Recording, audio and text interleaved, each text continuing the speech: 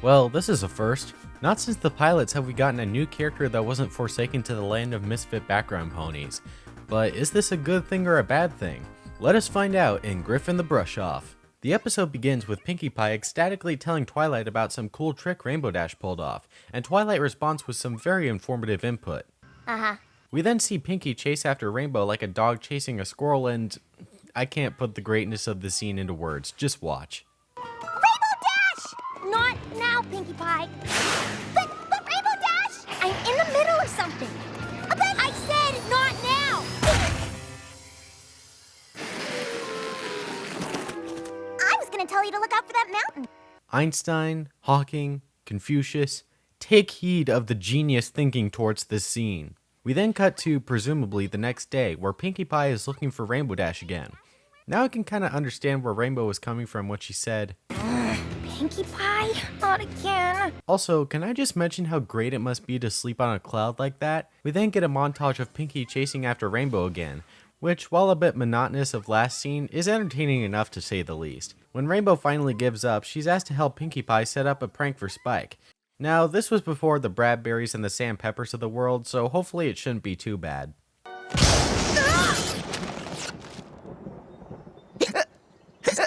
Oh, Rainbow Dash, we startled Spike into getting the hiccups! Amateur. Something I do have to commend the writers for doing is having Pinkie and Rainbow ask Spike if he's okay, while setting a good example for kids. It's almost like a mini moral separate from the regular moral. A moral inside of a moral. It's like a Russian doll of morals. You know, Pinkie Pie, you're not as annoying as I thought. Ooh, somebody's not doing the whole friendship thing quite right. Then we get a nice little montage of Pinkie and Rainbow pranking the rest of the main six, and it shows really well how the two are bonding. You know, if their friendship wasn't shattered by Rainbow's comment from earlier. They're about to prank Fluttershy as well, but Pinkie Pie says she's so sensitive that even their most harmless prank could hurt her feelings, which I also appreciate the writers for adding in, basically a continuation of my last compliment. Something I can't compliment, however, is Ashley Ball's delivery of some of her lines in this episode. I'm not sure if she was having an off day or the direction was off or something, but if you listen to these few lines, you'll probably notice how awkward they sound. Good one, Pinkie Pie. Oh, Pinkie Pie, the old hoof shake buzzer. You are a scream. Priceless, priceless. It isn't overly distracting, but it is a strange problem I thought I'd point out. The next day, Pinkie's ready to prank up the town some more when she's introduced to Gilda the Griffon, voiced by Marique Hendricks. Sure, they made us recite it every morning. I'll never get that lame thing out of my head. Now, the biggest complaint everyone seems to have concerning Gilda is how she basically reeks of the 90s. I'm looking at you, Josh Scorcher. But I don't really hate Gilda. I believe this decision was done to make her more memorable as a character instead of a one-note bully, as we'll see in a little bit. It wasn't the smartest decision, and really doesn't add much to her personality, but it's nothing to hate her about. So it turns out Gilda and Rainbow Dash were old friends at their junior speedster flight camp, and they demonstrate this by performing an old chant. Junior speedsters are our lives, skybound swords and daring dives. Junior speedsters, it's our quest to someday be the very best. That was pretty terrible. Gilda wants to spend more time with Rainbow Dash and leaves Pinkie behind, but she comes back with a trampoline, some balloons, and one of those helicopter bikes you find at Chuck E. Cheese's. Do any of you remember that, or is that just me? So make like a bee. So Pinkie goes to Twilight to see what she thinks. Well, I think you're jealous. Ah, now something I can get my critical hands on.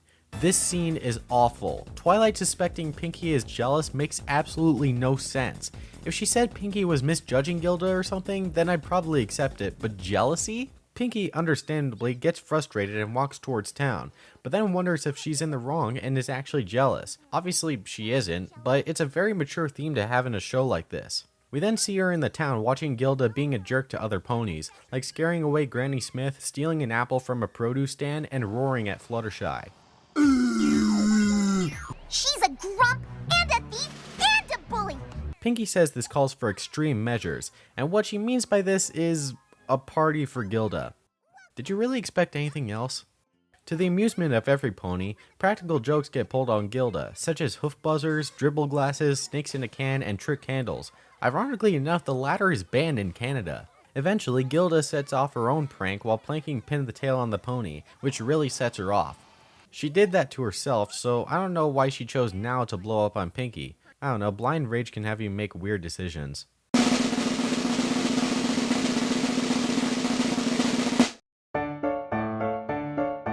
Pranking the rest of the main 6, and their show... Sorry, microphone. Oh crap, what did I do? Then we get a nice little montage of having Pinky and Rainbow ask Spike if he's Then Rainbow Dash steps up and drops a bomb on Gilda. I was the one who set up all those weak pranks at this party. What? Ooh. So I guess I'm Queen Lamo. Come on, Dash, you're joshing me. I have to go for 1 second.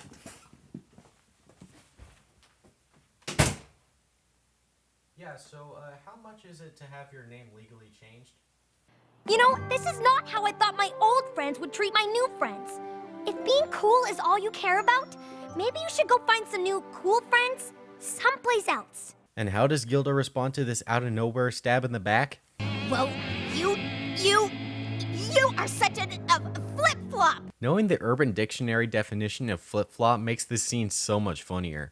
After Gilda angrily storms off, Rainbow and Twilight apologize to Pinky, and we get our moral of the episode, which is it's impossible to control who your friends hang out with, but it is possible to control your behavior, and the difference between a false friend and a true friend will come to light eventually. I think this moral is actually pretty good and useful to kids, though it could have been worded better. Instead of saying you can't control who your friends hang out with, say that even though you might not like those people, it doesn't mean you should act mean about it. And the episode ends with Twilight sending the letter to Celestia with some disappearing ink, supposedly a prank from Twilight. Oh, wrong ink. It's just a prank, bruh. And that was Griffon the Brush Off. Now, this episode has gotten a lot of flack from the Brony community, most commonly about Gilda, but as stated before, I don't think Gilda is a horrible character. We'll get to those kind of characters later. And as for the rest of the episode, it was actually pretty good. There may have been some awkward moments at times, sure, but there were also moments where the episode really shined, especially in its message and humor.